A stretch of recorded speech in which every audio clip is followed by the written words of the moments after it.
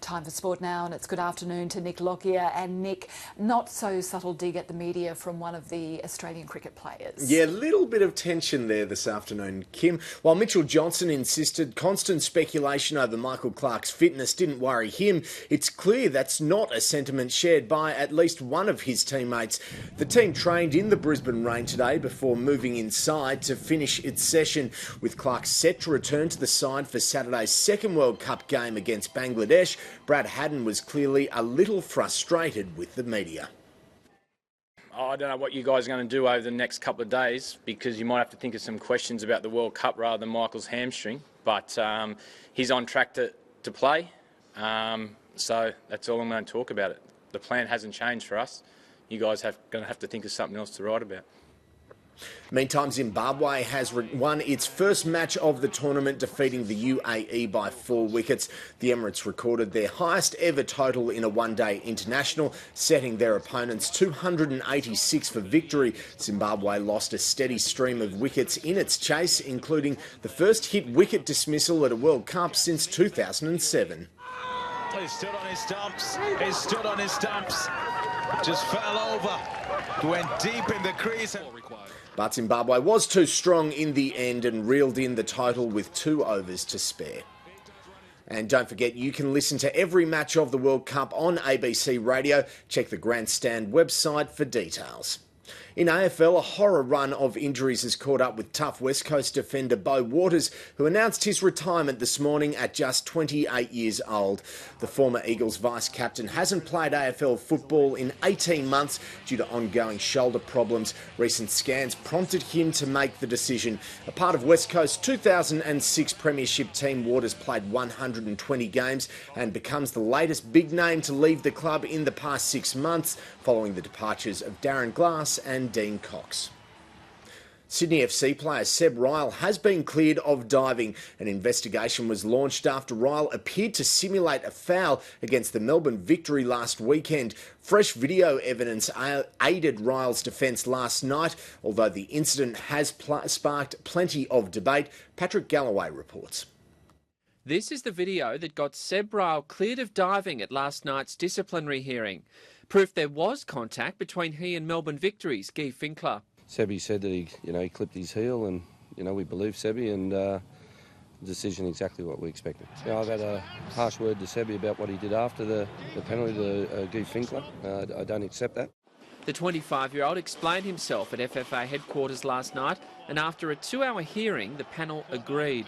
To get tarnished with that is not good, and that's what we wanted to prove to Seb, that he wasn't a dive and he didn't dive. The decision didn't have much of an impact south of the border. There's nothing further from my mind. I couldn't care less, to be honest. But the wider soccer community welcomed the news. In all football codes, players look to milk penalties, so football shouldn't be singled out in that regard. But the reality is soccer does have a history of play acting and faking injury, and incidents over the years have left a lasting negative impression on the wider Australian sporting public. It's a blight on the sport. It gives a lot of people outside of football ammunition to criticise and attack the game. We don't coach kids to dive. Sadly, there's parts of the world where diving is almost like an art. Despite Ryle being cleared, many still don't feel the incident warranted a penalty. Referee Strebre Dolovsky is considered one of Australia's best, but he's unavailable this weekend. Patrick Galloway, ABC News.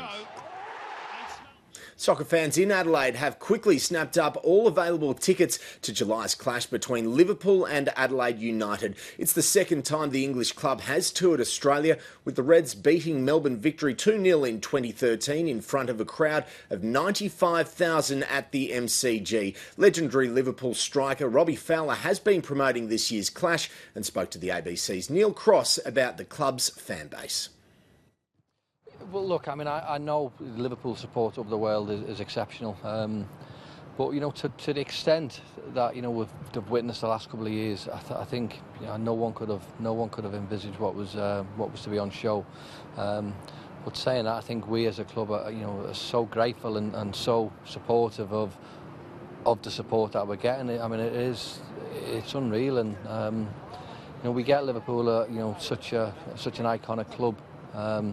And I've mentioned many times in the past, I think the supporters of Liverpool are you know, it's all about loyalty. You know, they haven't won the Premier League or the A-League title for 20 plus years now. Admittedly, we've been successful in cup competitions, but the support we get, you know, all over the world and even more so in Australia has been nothing short of phenomenal. Brenton Rodgers, I guess, is a work in progress. What sort of team is he going to bring to Adelaide? Will he bring their first choice, and what chance then do the Reds have? Our Reds. Well, look, I think it's nailed on. We will bring the strongest squad possible, and rightly so. I think you know, when you come into a place like this, I think it's important the supporters see the best of what Liverpool's got to offer.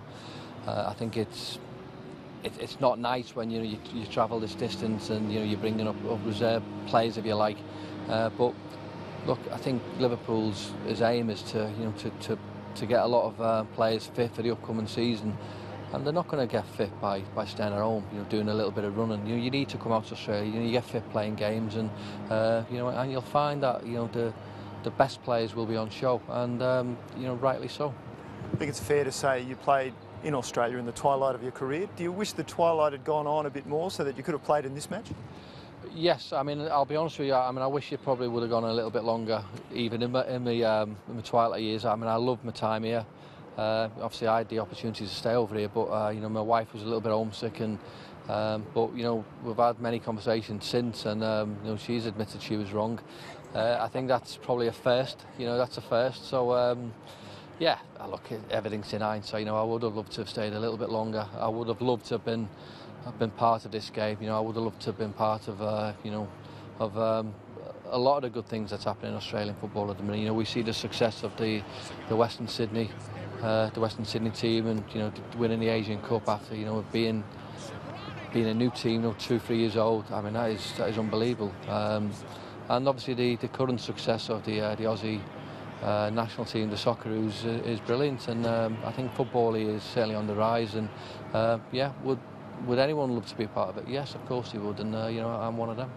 Hopefully your wife sees fit to come here in July as well. Good luck. Well, I'm just hoping she doesn't see this, otherwise I could be in more trouble. Okay, Robbie, thanks for your time. Thank you very much. Thank you.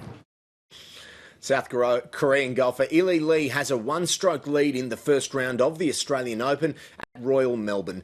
Ili opened the tournament with a 5 under 68 to take the early ascendancy. World number 1 Lydia Ko is still out on the course. The 17-year-old New Zealander is currently 2 shots off the pace after 15 holes. Rebecca Artis and Catherine Kirk are leading the local charge. They're both back in the clubhouse at 1 under.